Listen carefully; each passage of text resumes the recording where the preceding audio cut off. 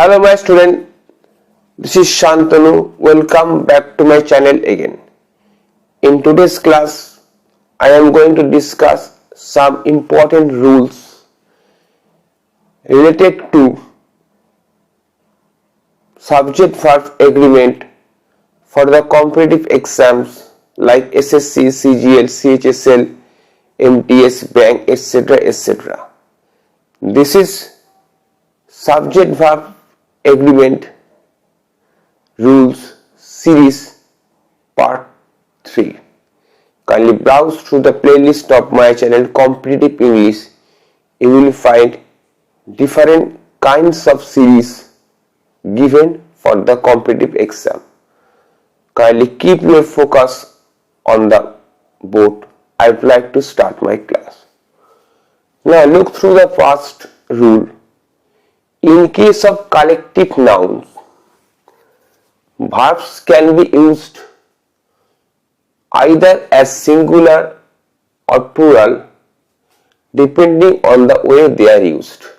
So whenever some collective nouns are there, the nouns can be used either as singular or plural depending on the way they are going to mean in the sentence.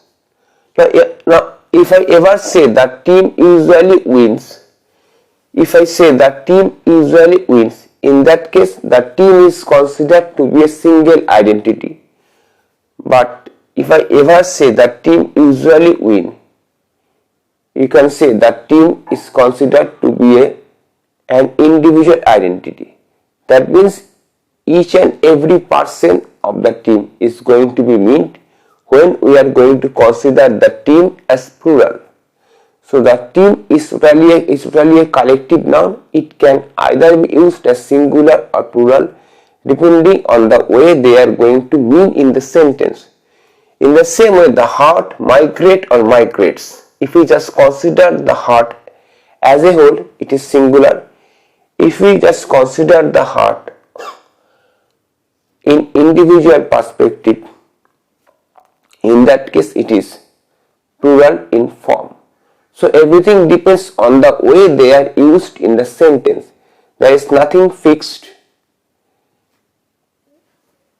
regarding the application of collective nouns, particularly the verbs in connection with collective nouns.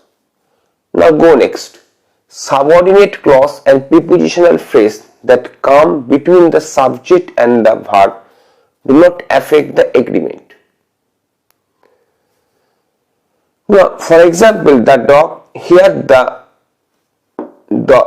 dog is broken into a subordinate clause, but again, if you just consider the subject-verb agreement is not affected. That means this is the subject and automatically the verb is written as per the subject. If dogs had been here, in that case instead of is, are might have been in the sentence. But here the dog is singular and is automatically singular in form. So the singular verb is written. In the same way, the colors of the rainbow are very beautiful. It's a prepositional part or phrase, you can say, but it doesn't affect the subject-verb agreement. But this is the subject, so automatically the verb is plural. If it had been the color of the rainbow, the verb might have been is. So it is all about that. In case of subordinate clause and prepositional phrases that come between the subject and the verb do not affect their agreement. Now look through the next rules. If the words like every, each, or, etc. come before the subject must be considered to be a singular and the verb should always be singular in form. For example, no man is allowed, every man is required to check in. So whenever any subject comes before these words like every, each, or every or each or something like that, the subject is singular, so the verb must be singular in form. For example, no man is allowed, every man is required to check in. So the most important factor is to recognize the real subject, whether it is singular and plural. Often many make mistakes in the application of verb while sentences like this, the colors of the rainbow, or you can say the dog who is chewing on my jeans is usually very good, make mistakes. They consider this one as the subject, so automatically they input the verb as per this.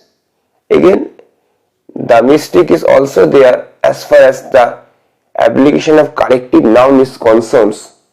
So everything depends on the way they are used in the sentence. It doesn't mean the collective nouns will always be singular or plural. Everything depends on the way the noun is used in the sentence. There is nothing fixed regarding the application of collective noun, particularly the application of verbs in connection with collective nouns.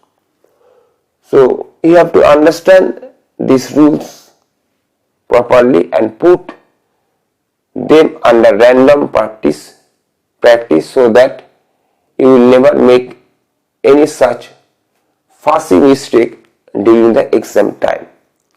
So this is my class for the day as far as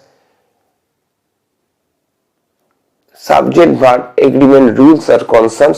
If you are unable to understand any part of this class, you can easily make your comments in the comment box section. Before finishing the class, I should say that if you like my video, you can share my video, subscribe to my channel, and also hit the notification bell icon for more such video. Kindly wait for my next class. Till then, have a very good day.